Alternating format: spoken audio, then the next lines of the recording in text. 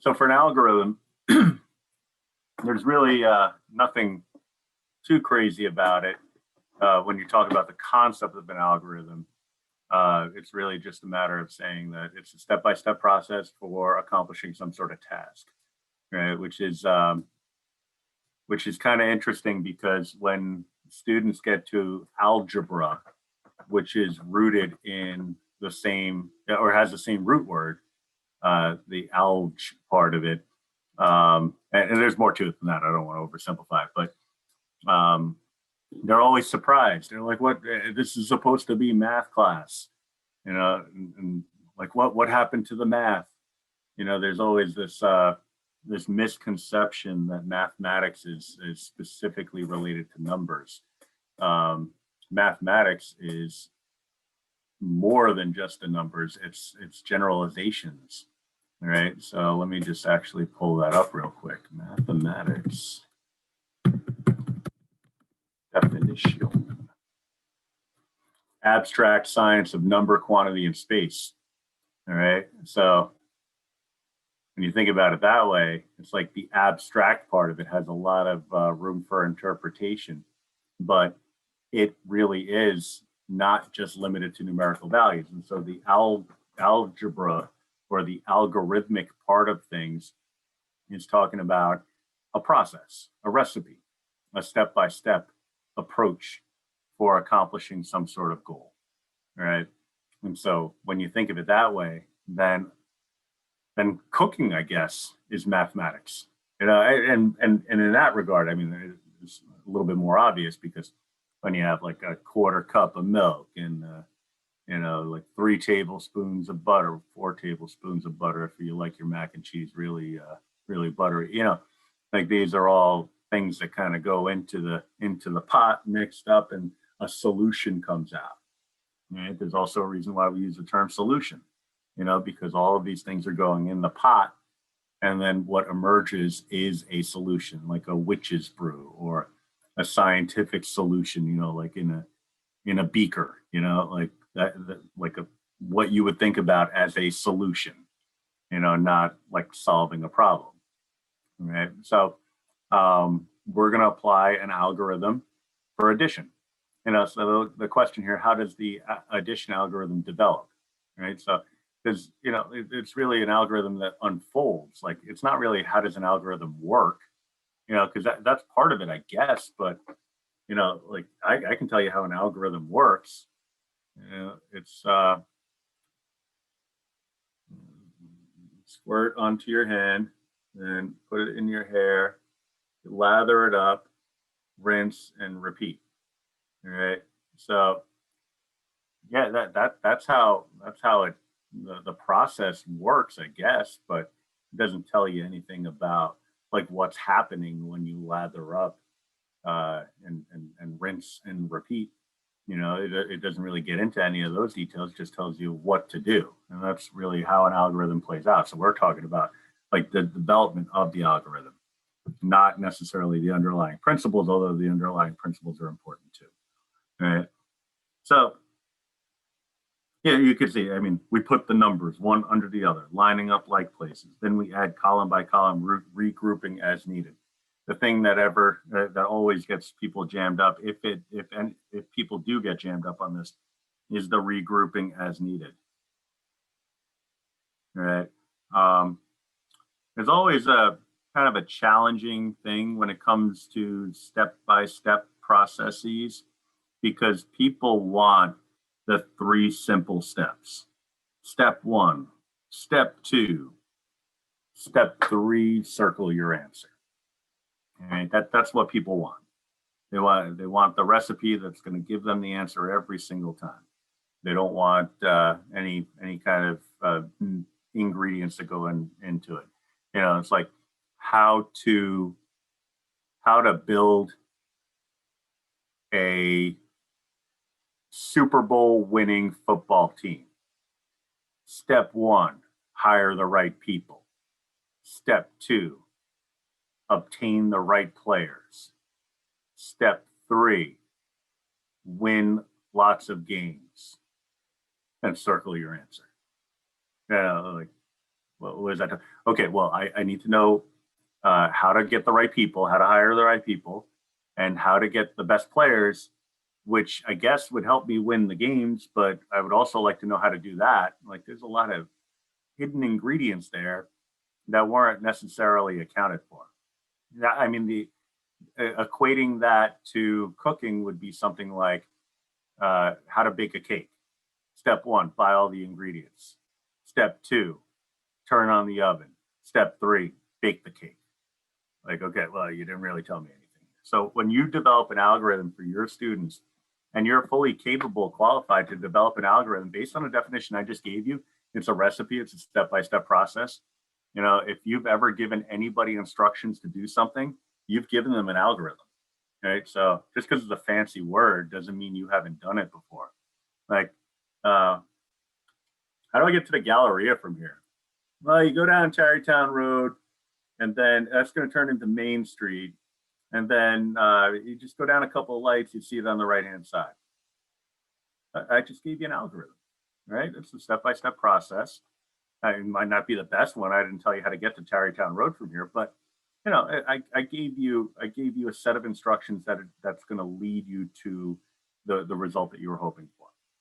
All right. So talk to your students about the concept of an algorithm before you get into doing something like this, so that they know that this isn't witchcraft. This is just, you're given instructions, you know, because I every now and then I develop sayings or things, you know, like they're isms specific to me. One of them is, if you say it correctly, you'll think it correctly, and then you'll write it correctly. So, you know, like when students say something the wrong way, I'm saying, well, you know, you probably want to say it this way. Why does it matter? Because if you say it correctly, you'll think it correctly, and then you'll write it correctly. But I do have this rationale when it comes to people telling me what to do. I don't like it. I don't like people telling me what to. I don't like being bossed around. Nobody does. All right. I don't like rules. Nobody does. Like, nobody's ever looked at rules and said, you know, these are great. I love the, oh man, bring on the rules, more rules. No, it's usually like, all right, well, I know they're there for my own good, or I'll get in trouble if I don't follow the rules, so I'll follow the rules. I tell my students, I'm like, listen, before you tell me that a rule is stupid, why don't you find out what the rule is for first, what the thought process was into developing that rule. Then after you've gotten that information, then you can tell me that the rule is stupid. You know, that's a different story. So that's a good segue into going through an algorithm, because especially in math, we've all experienced it. The teacher gives an explanation, and your anger when you don't get it is almost always directed at the source of the misinformation. Like, I don't get it because you're a bad teacher. Not, I don't get it because I don't get it. I don't get it because I didn't do my homework. I don't get it because I have a learning disability. I don't get it because I don't get it because I don't get it. It's, I don't get it because your face is what's keeping me from understanding this. You know, like they're like the irrational thoughts that come into play.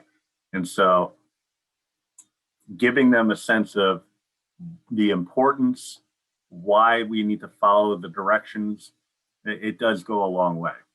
You know, that's assuming you can get them to sit down long enough to listen. That's also a challenge. Okay, so when we're adding by regrouping, we're adding down the columns. So 2 plus 3 is 5. Well, there's no regrouping to do there because it's just a plain old 5. Okay, the 7 plus 8 is going to be a 15. Right, so I would write a 15 here, but that's not going to work, because my result here is not going to be, you can't have a 15 serving as a 1-digit number. So what we would do is we just snag that 1 and bring it on up here, right? Now, that's the part where you lose people, right? Oh, you could just do that? Are you out of your mind? I could just take a 15 and split the 15 and make it a 1 and a 5. So wait, you're telling me that 1 plus 1 really is 11 then? Because otherwise, like, how on earth am I allowed to do that? Well, this is the shortcut. This is the shorthand way of writing the fact that we can decompose. That's the build to 10 and decompose down to a 10. So this is the same as saying 10 and 5. So instead of actually taking the 1, what I'm really doing is I'm moving this 10 on up and regrouping it with the 1. All right, and that regrouping is through addition, so that gives me an 11. All right, so but then that's an issue. Like if I say that 10 plus 1 is 11, well, wait a minute, is that really the case? No, that's not. So that's not going to fly either. All right, so well, yes and no. All right, so that's where things get a little dicey, because it's like, yeah, the 10 plus the 1 is the 11, but it's not really a matter of saying that I'm really actually taking the 10 up there. What I'm doing is I'm taking that 10 because it really is a 2-digit number. I'm associating the 1 with the 1 and the 0 with the 7. All right, so that's really what's happening. So in effect, I'm taking these two and just doing a mini column addition. All right, so it's happening just kind of off on the side. If I can get a horizontal line to show up on this thing, it just never wants to lock in as a horizontal. I have no idea why. I'm losing interest. Whatever, it is what it is. So that's really what's happening. But the shorthand way of doing it would be to say, okay, well, you take the 15, grab the 1 and bring it up, and then you just put it with the 2, the 1 that's already up there, and that'll give you a 2. I'm like, well, that's not really what's happening, but that's the way people get the job done, right? So one way leads to understanding, the other way leads to getting the job done.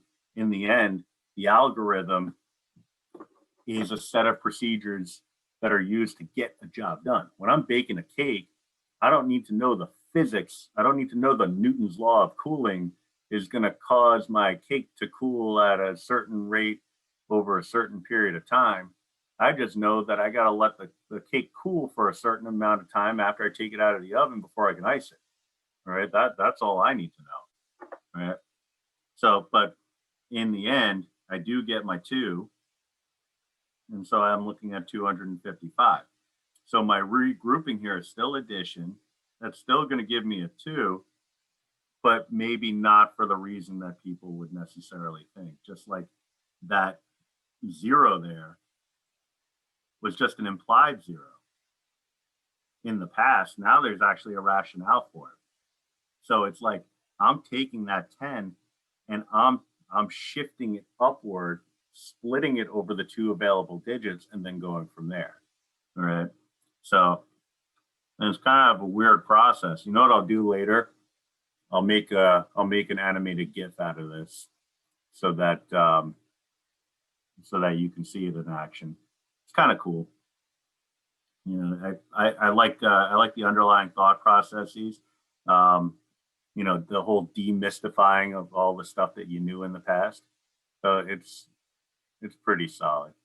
Why do we add column by column? Why do we regroup?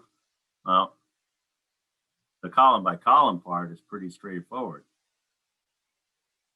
Each column corresponds to a number place.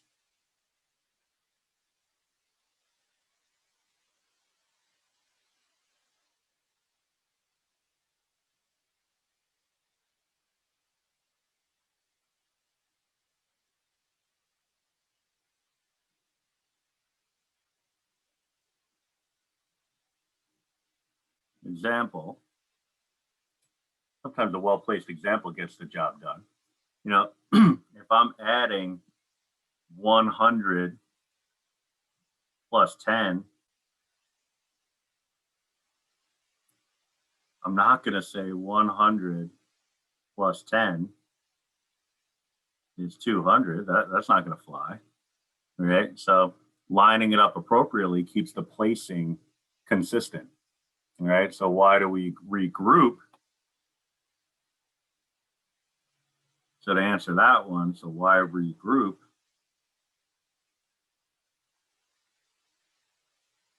If the sum of two values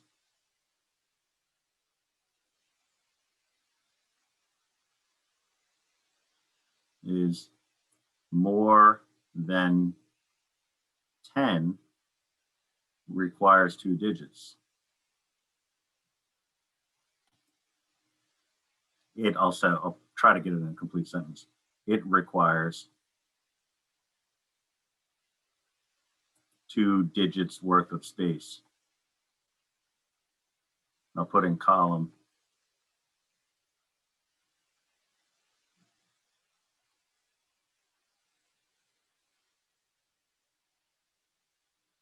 All right, so that's the rationale on the regrouping, is that if each column represents a single place value, then if you add to a value that's more than 10, well, I'm sorry, 10 or more, more than or equal to 10. Apologies for that.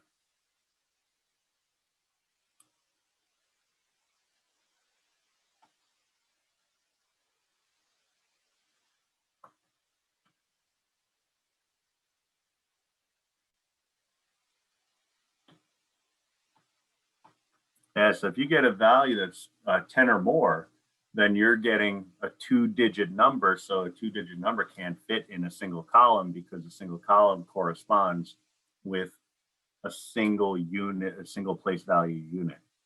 Right?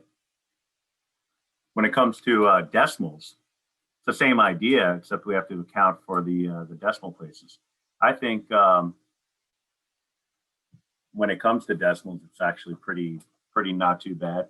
I don't remember, like I just kind of look back at being a student as my first go-to when it comes to like thinking about how students would, either get this or struggle with it.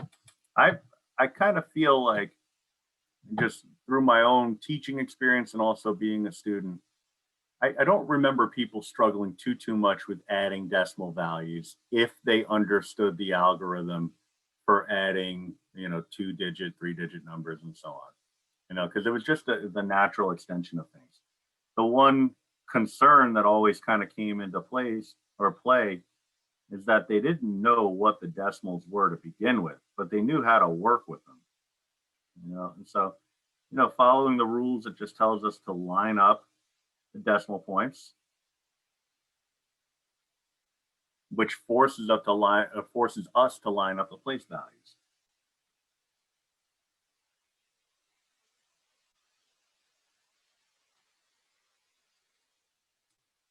And then we backfill zeros so that we have a consistent number of entries in each row corresponding to each column. All right. So then add down the columns. So we got a 3. Now, again, this is one of those things where it's like the algorithm versus the true underlying meaning. So when I take the sum of 9 and 2, I really get 11. Right? But I can't use a 2-digit number in the space allocated for a 1-digit number. So what I do is I take that value, well, the tens place, and I think of, and this is the crux of the whole thing, I work a pair at a time here, and I look at this pair of values, this pair of 2-digit numbers, as if they're their own problem. We're adding 2 numbers that go out to the tens place. Okay? So this would be the ones place in that context, even though it's technically the hundredths place. If this were 12 plus 69, that one would be in the ones place, right? Which forces this one 2 plus 9 is 11, to be in the tens place. So it gets chucked up and regrouped, right? So then we get our 8. We just add down the column.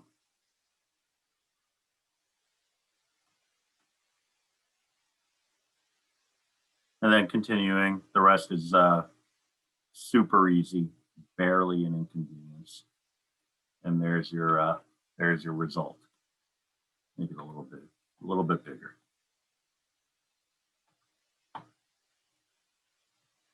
All right, but there's really nothing more to it than that. It's just that idea of regrouping and why and how it works the way it does. That's where people get stymied. Subtraction. We're still using a standard algorithm. First, put the numbers one under the other, lining up like places, just like we do for addition. And we subtract column by column, regrouping as needed. That's so weird. As reseated? No, as needed. Jeez.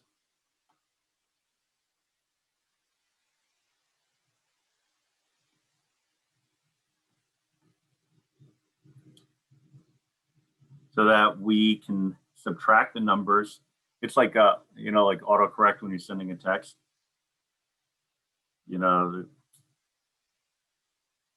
Also got a stray period there that shouldn't be there. So some typos for somebody. Yeah, it's. I guess I misspelled it so poorly that it auto-corrected it to another word. It happens. So that we can subtract the numbers in a column without negative numbers resulting. Right. So that's the purpose of regrouping in this context. We don't want to have negatives when we shouldn't have negatives. Right. When subtracting numbers this way, if the digit at the top of the column is less than the digit below it, we reduce the digit at the top of the next column to the left, changing this digit to one that is 1 unit less. And we replace the digit at the top of our original column with 10 plus the original digit, and we continue the subtraction process. Right? And we'll tackle that immediately because it happens, like I said, immediately. So in our first column here, we don't have enough to subtract 3 from 2 without getting a negative number. Right? Same thing with the 7 and the 8. So, we call it borrowing, but again, that's technically not 100% correct. You're not borrowing anything from anyone. You're just reallocating. But try saying reallocating to a third grader. They're not going to know what the hell you're talking about. Okay. So what we're going to do is look at this as a 2-digit number.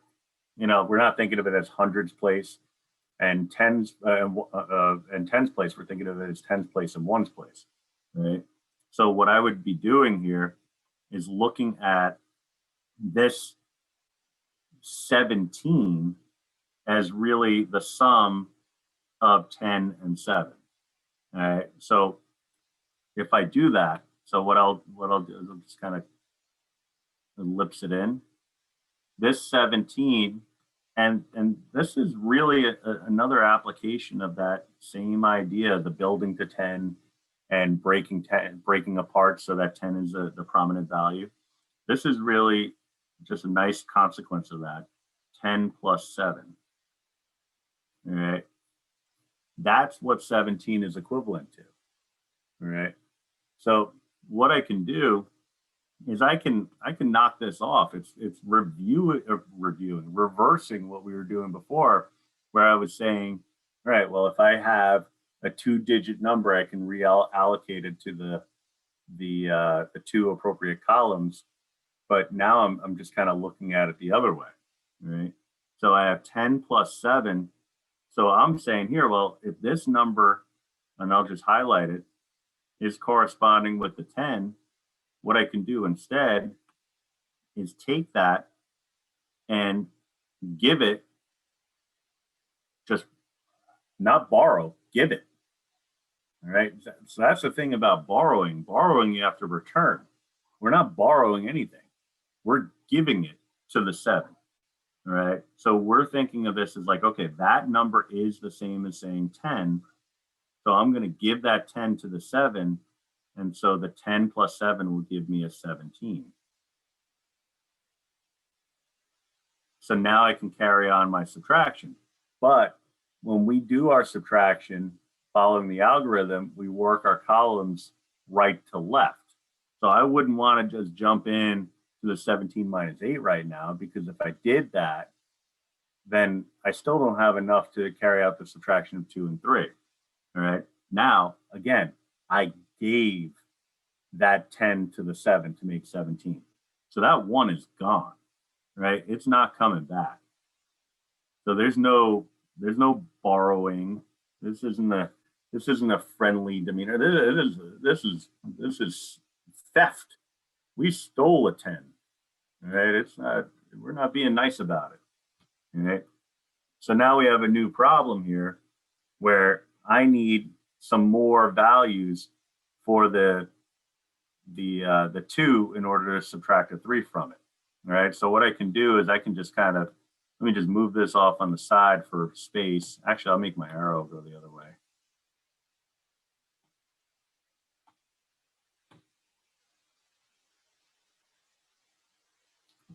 So now I'm looking at that 17 and saying, all right, well, do I need to take a whole heck of a lot in order to get that 17 to share or to give part of itself to the 2?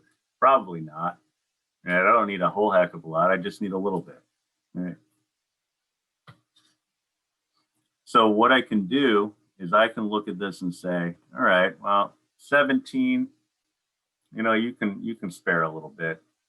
I'm going to take 1 unit from your 17, but now that 17 is occupying the 10's place.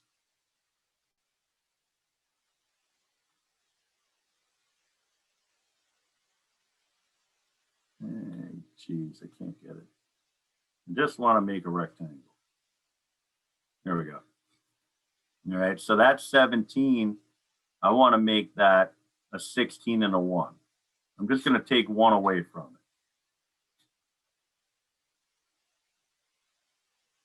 it. All right, but because it's occupying the 10's place, this is really, I mean, it's mind-bending the way it works, but that's really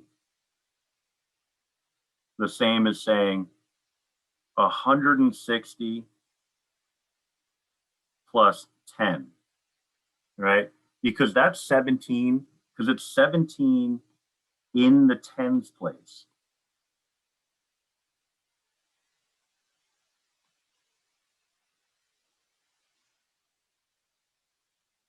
All right, which means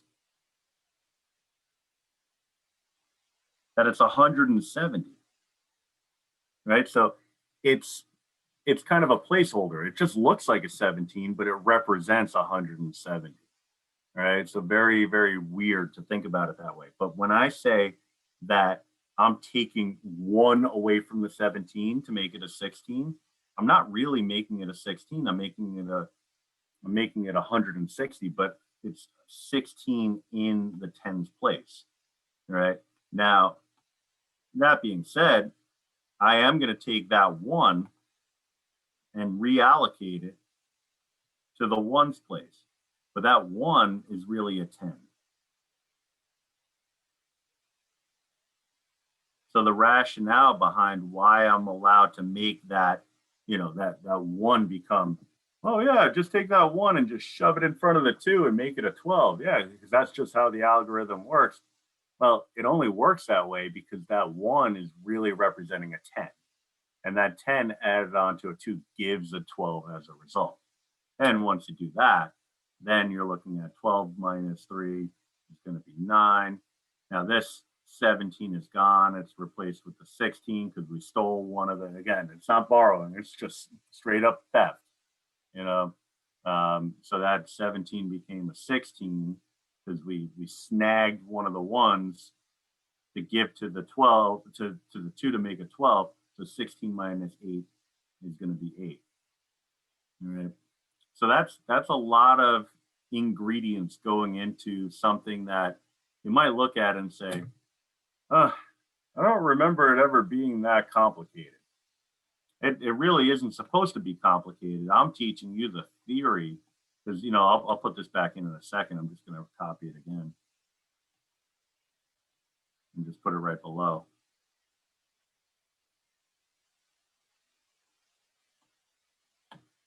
And then I'll put this back in. Yeah, so we're talking about the underlying principles and why it all works the way it does, why we're allowed to do certain things. But the bottom line is you're only on the hook for the algorithm itself. So, you can streamline this process and you say, okay, so what do we do when it all comes down to it? Just like rounding, you get into the closer value, you talk about the theory behind it. And then when all is said and done, you say, well, if it's 5 or above, give it a shove, And so, that's what it boils down to. But so what do? We took the 1, made it a 0. And we made that a 17, which became a 16. We took 1, and in doing so, we took 1 and allocated it to the 2 to make a 12, which gave us a 9 and an 8. So it's quick if you don't account for all the ingredients that go into it, but not accounting for the ingredients that go into it make it less meaningful, I think. All right. Now, half of that stuff you're not sharing with your students, but it's helping you trying to understand that the rationale behind it is going to make it so that you have a deeper understanding, so that when you go to teach it to them, it's going to naturally make more sense to them.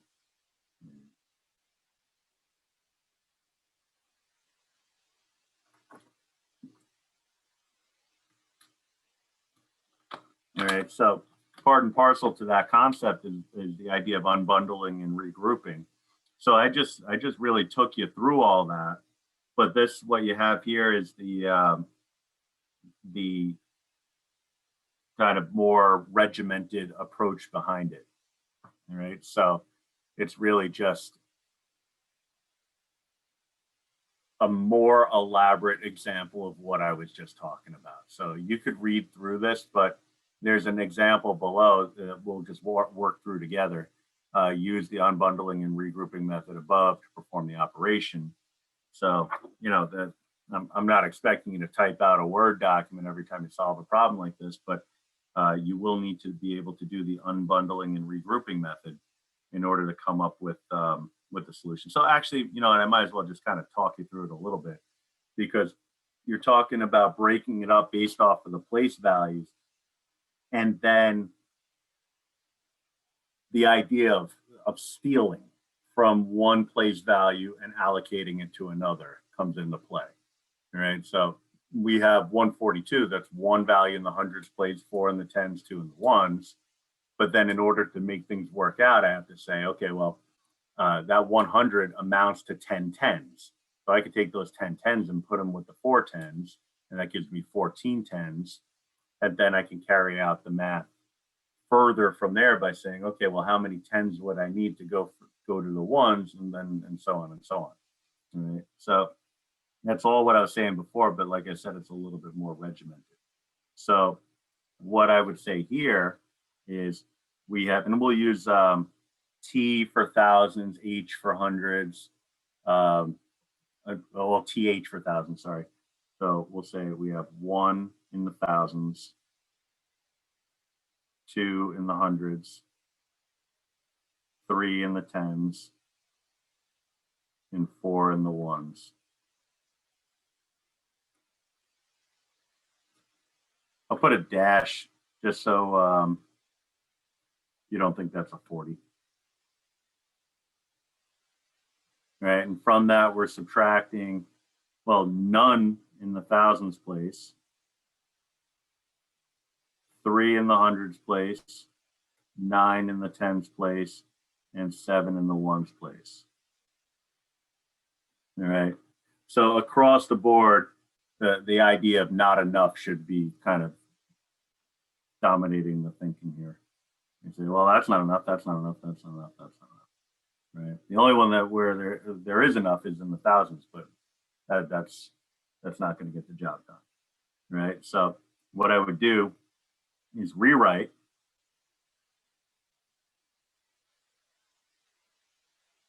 reallocating. I'll use arrows.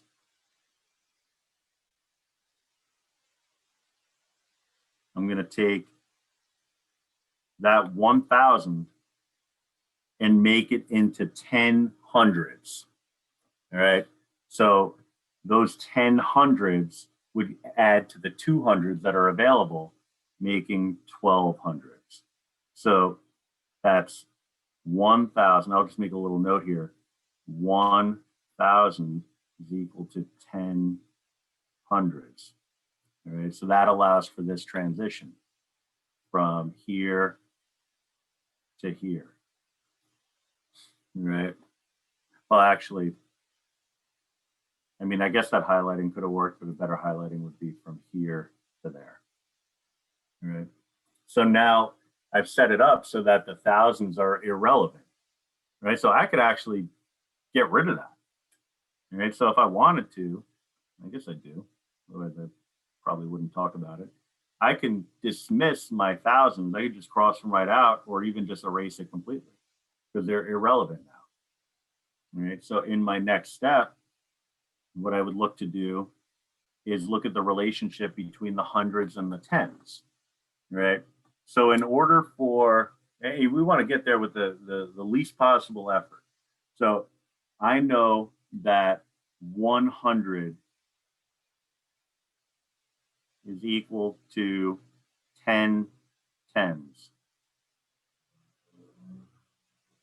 All right. So I'm not going to take all of those hundreds. I'm not even going to take 10 of those hundreds.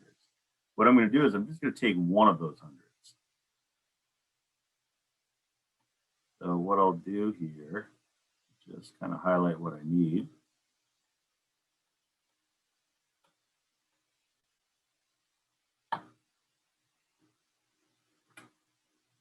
I'm going to get rid of this, make it official like.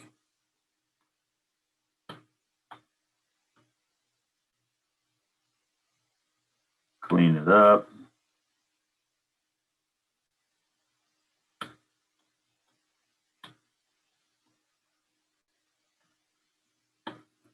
And again, I'm just snagging one of these values from the 12. So I'm going to make that into an 11.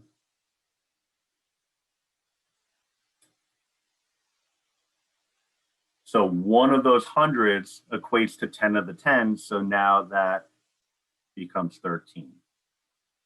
Right. So I still don't have enough to take care of the ones place, but I'm getting there. You see, everything's getting a little bit more and more streamlined. Right. So again, this came from here. Well, came from the previous highlighted value. So then next up would be just get another arc going here. I want to take from the tens and allocate to the ones. I don't need all of them. I don't need 10 of them. I just need one of them. So I'm going to, again, copy.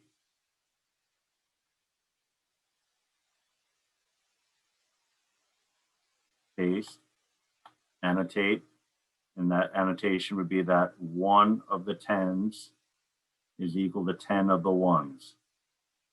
All right. So my first entry, the 1100s, that stays put. The 13, well, I'm not going to have 13 anymore. Now that's going to become 12, which allows me to allocate, I'm going to go in green there, one of those values to the 14, to the 4, making a 14. And then I can carry out my subtraction because everything works where larger comes before smaller. So I'm looking at, I'll just move this up a little bit for space. I'm looking at 800s, 3 10s, and 7 1s, which amounts to 837.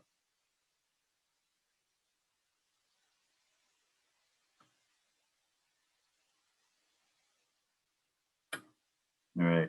And that, it starts to get across the idea of why the algorithm works the way it does, right? It's the bundling, unbundling, regrouping.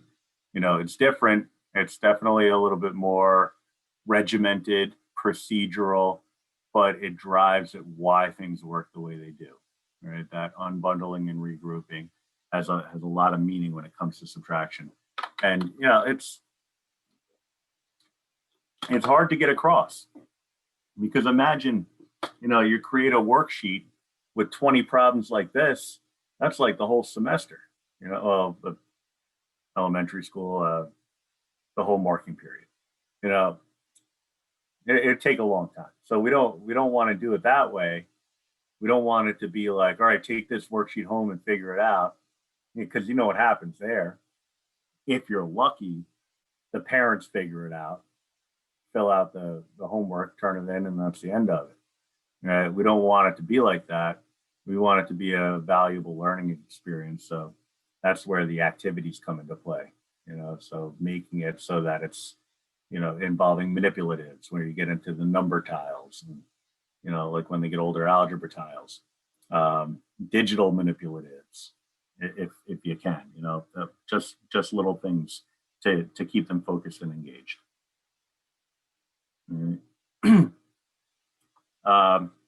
Coming down, sorry, I hopped the page there, but coming down towards the end of the line here, a few more pages, we have adding and subtracting fractions, common denominator. The picture part of it is usually when people get jammed up. That's the only thing they get jammed up on. From a teaching and the student standpoint, it's almost never the act of adding and subtracting fractions that gets people thrown for a loop.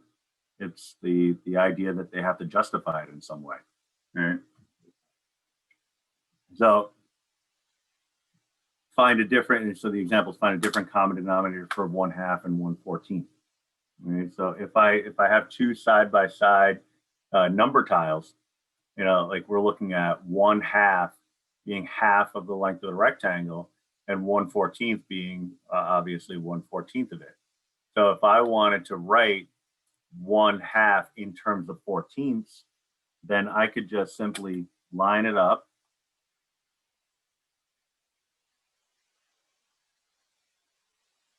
and count the corresponding pieces, right? And so I would see that I would have a total of 7/14ths.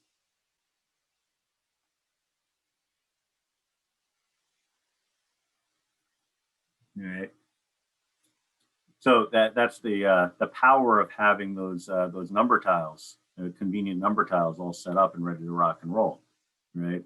The diagrams can be a little wonky. I'm actually going to clean this up a little bit. But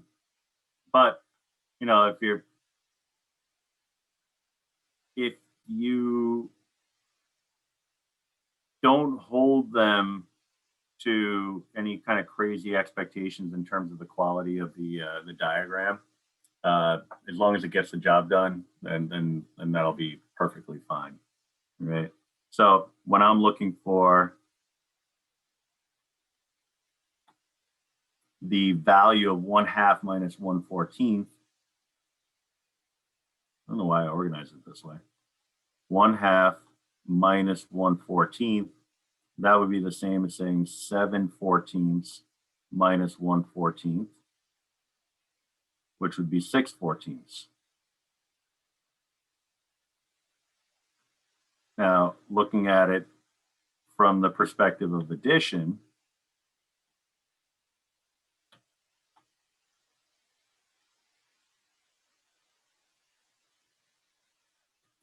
I would be getting a result of 8/14. All right, so then the big question would be, all right, so how do I justify this with a diagram? Well, it's pretty easy if you already have the impetus to think in terms of diagrams, right? So we know what 1/14 looks like. So it's really just a matter of using displacement, right? That's why we were talking about it, because it really does. I mean, it helps for counting and stuff like that, but it really, really helps when it comes to fractional values, right? So what I'll do is I'll just kind of snip this diagram here. Oh, wrong thing.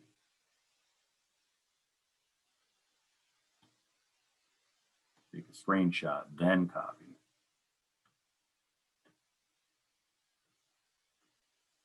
I'll just do it again.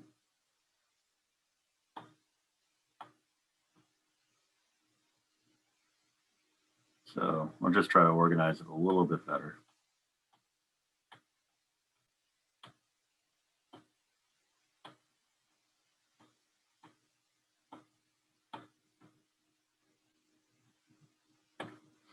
So if you know what 1/14 looks like, then it's really just a matter of saying, okay, well, I got a total of 7/14 here. Each one of them is 1/14. So I just need one less, 1/14 less than the 7/14. So I can just cut out part of it if I want.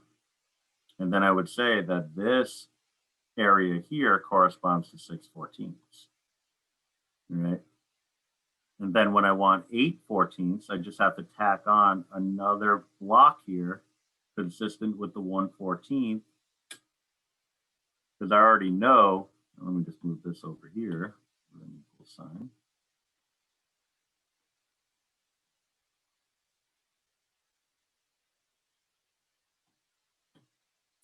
I know that this piece again is 7/14. So all together, I'm looking at 8/14. Right. So if they've already used the diagram to come up with their common denominator to begin with, then it's not too much of a stretch to have them use it to go the rest of the way. Right. So it's really not that bad, but it is something you train them for. Right. Now, when the denominators get a little spicier, it can be more complicated, but the diagrams, they should be in support of your answer, not a hindrance. Right. So when we look at number 2, 5/9 minus 1/6, well, I have 5/9. I know what that looks like. I know what 1/6 looks like. Right. In the diagram here, we're in pretty good shape. You know, in terms of common denominators, it all works out. It's all set up. We could do 10/18 minus 3/18, and you get 15/18. Sorry, 15/18. Geez Louise. 7/18. But when we're looking at it from the perspective of the diagram, it's really a matter of saying, okay, well, let me take this area here and shimmy it on over up here and X all that out.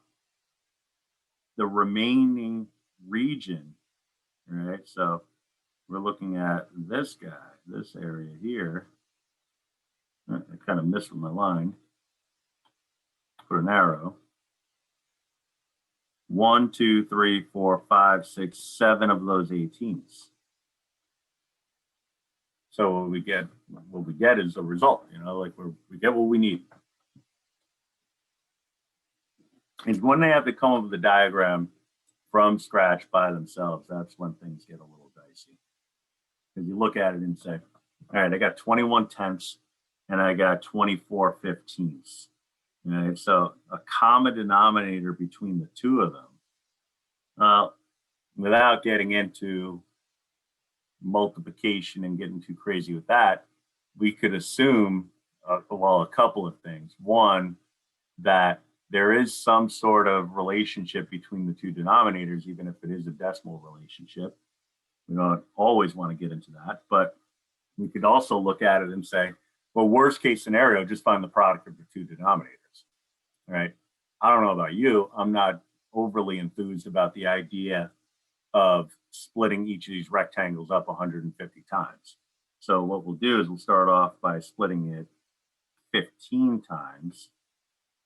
10 times for the first fraction, 15 times for the second one, and see if there's an alignment, right?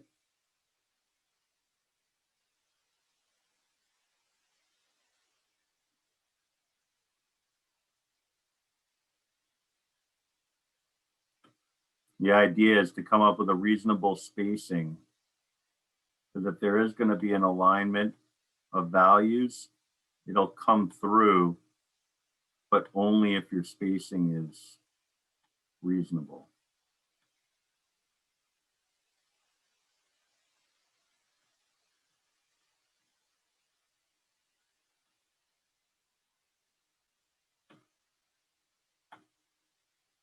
So I'm going to break this one up into thirds.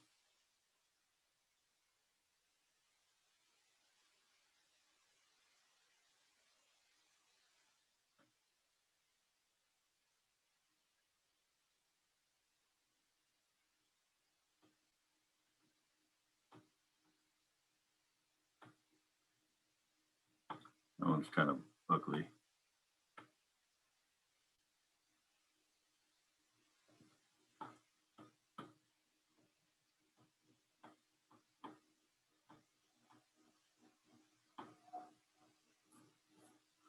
Spacing's a little off on this one, so let me take that one from scratch. It's going haywire pretty quickly. So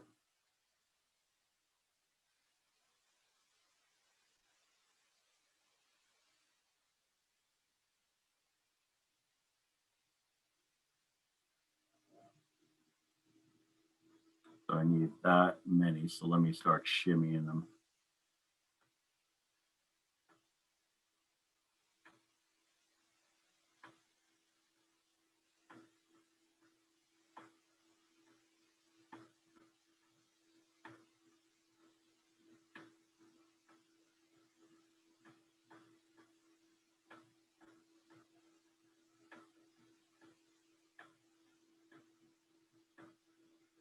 And it's definitely a little tighter on the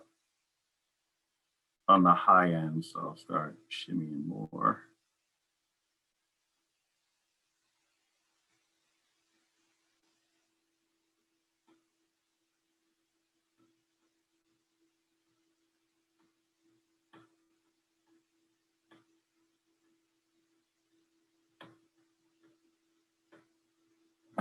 All right. It's okay. It's not great, but it's okay.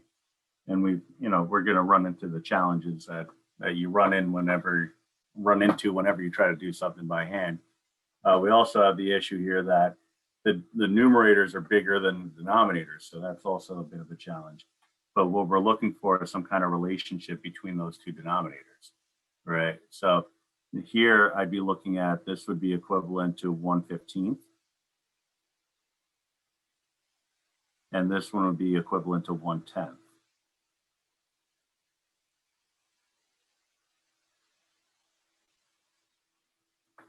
All right, so somehow what I would be looking to do is, using those size relationships, somehow build out to 21 of those tenths.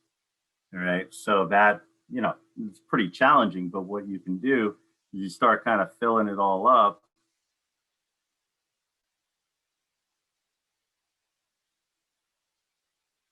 It doesn't have to be a work of art, but you get an idea of what it ought to look like, and then you project outward from there. So here's what 10/10ths would be.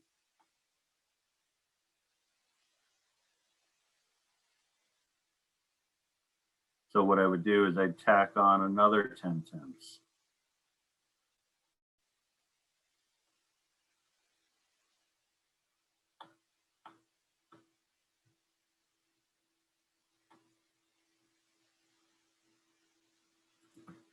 And then I would need just one more 10th.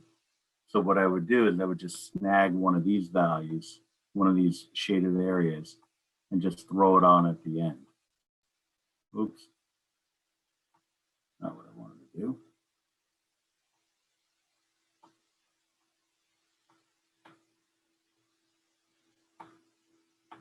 So I have another 10/10ths. And then again, we have the 1/10th off at the end.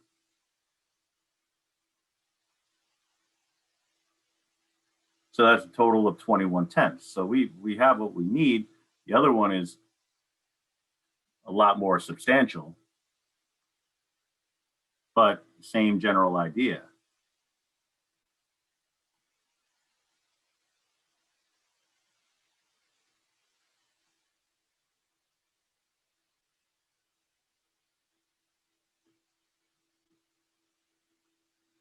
So this is 15/15.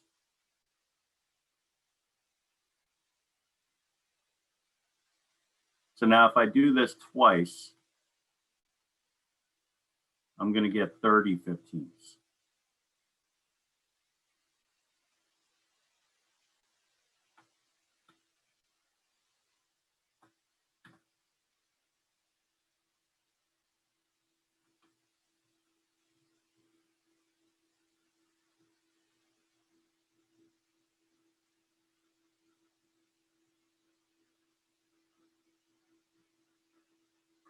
What I want is only 24/15.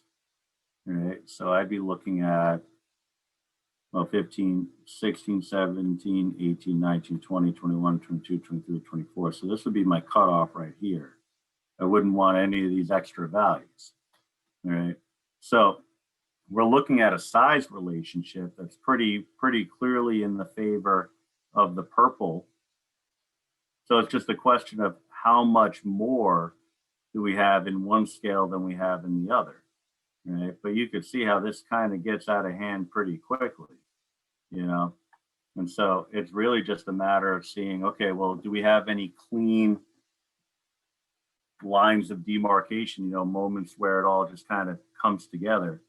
And so we could look at that 24/15 mark and see if that ends up coinciding in a nice clean way with this location. It looks like it might line up, but it looks like it's a little off. What you're looking for is that perfect relationship. Now it's going to turn out that, and this is from experience, as you all have the same experience I do, that the common denominator between 10 and 15, the least common denominator is going to be 30. So in theory, if I drew this even remotely nicely, debatable, then we should get a matching at the very end. Right? These two locations should be the same.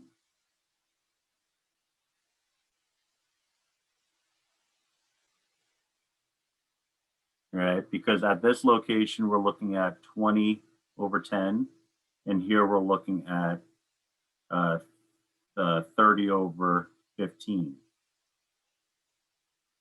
Right? So they amount to the same thing at that location, at those locations. So that when I'm looking to do my subtraction, what I would be looking to do in effect is take away, with that common denominator, take away the part of my second scale that coincides with the first one. But if the only thing you ever gain out of this is that, okay, we now know what the common denominator is, then that's good. That's at a minimum. So we know that this common denominator is supposed to be 30.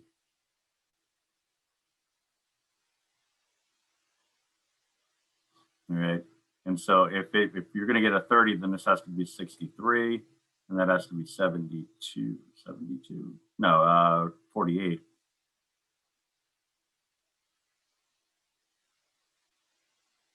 All right, which gives you a difference of what, 25 or 15?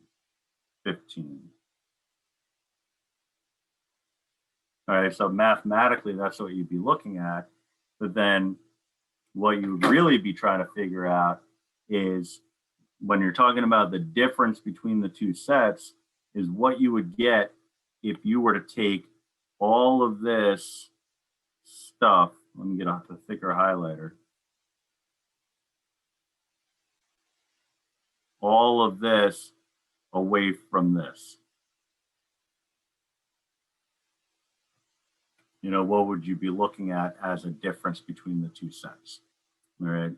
So mathematically, you get one thing. It doesn't always kind of play out the way you want it to, but but it often does. And you know, like if you reduce this down, you know, this is the same as you divide by, let's say we divide by 3, it's 5/10. You look at what's left over here, and I know it's not the best diagram in the world, but 1, 2, 3, 4, 5/10 are left over. So with a better diagram, it'd be a little bit easier to carry out, but it still gets the job done. All right. So that's the visual understanding behind it. But you know, there's obviously it's a whole lot easier if you say, "Oh, I'll just multiply top and bottom by 3, then multiply top and bottom by 2, and then we'll get it." You know, that's the algorithm, but you also want to get at the underlying understanding. All right. So the last bit here really is just, it's not really anything that we need to do, or like these 2 pages. This is just a suggested activity. So, you know, the ongoing struggle in mathematics is making content accessible, interesting, and if possible, enjoyable. Following game is just one possible way you might consider lightening the mood when teaching math. And so the fraction bingo, you know, I just gave an example of a bingo board and some associated clues that you might consider using, and from there, you know, you can establish the game in class. But the idea is to try to make it more fun. You know, so I have a fraction, it's a sum of 1/2 and 1/6. So they would take the time to add those, and then they would say, okay, well, what's 1/2 plus 1/6? You know, and then get the common denominator. So 3, 6, 4, 6, it should be 2/3. And so they would say, okay, I got the 2/3. And if there's another one, they would identify that. The difference of 1/2 and 1/6. So you're talking 3/6 minus 1/6 would be 2/6, which would be 1/3. So 1/3 would be another one. A fraction between 1/3 and 2/3. So like a half, for example, maybe there's another one. You know, before you know it, somebody has bingo more than 7/8. You know, so maybe 9/10. You know, whose difference, I have 2 fractions whose different. Oh, actually, that one doesn't make sense. A fraction. Yeah, those last 2 are kind of weirdly phrased, but you know, like I don't know what I was thinking at that point. But you get the idea. You make up some clues involving addition, subtraction, maybe some factorization, simplifying, and stuff like that, in order to help you lighten the mood and make it more enjoyable. Same idea with the word problems.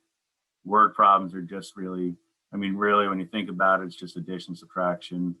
All you're doing is applying those concepts, but in context. So the purpose behind this sheet wasn't for you to actually do these problems, but it was so that you could see that throwing in a baby otter, a penguin, fish, and an octopus. It's a little nautical theme, right? So so just something to kind of mix it up and elevate the cuteness factor. You know, just something to get them thinking about, you know, like math as being something a little bit less than tedious. All right. Now I'm saying that as I've been droning on for over 2 hours, so almost 2 or over 2.5 hours. So obviously I'm not practicing what I'm preaching tonight. Right.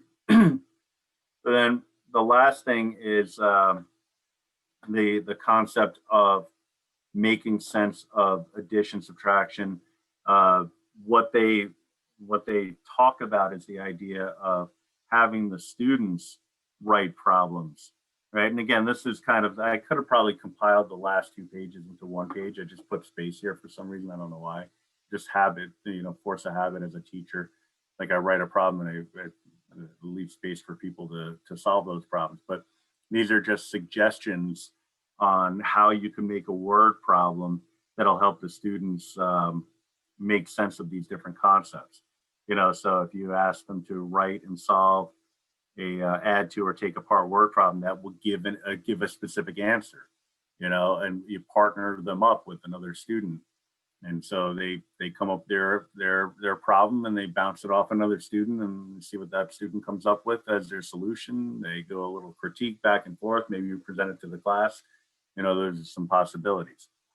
Same thing with a take apart problem for this particular equation, -7 minus 9 is -16. You know, so Charlie took 7 steps back and then took 9 additional steps back for a total of 16 steps back. You know, like give a little context behind it rather than just a simple computational stuff. And then a compare problem. You know, one of the values is -5 and the other is -2. All right. So Charlie owes $5 and Christina owes $2. All right. They both owe money, but who's more in debt? You know, maybe you want to stay away from that concept. You know, the idea of debt that could be troublesome, but you know, it's something that kind of makes it a little bit more relatable. All right. So yeah, there was on the last 2 pages there was nothing to write. It was just stuff to talk about. I don't know why I left so much room, so I'll take that as a typo too. All right. So I'm gonna stop the recording.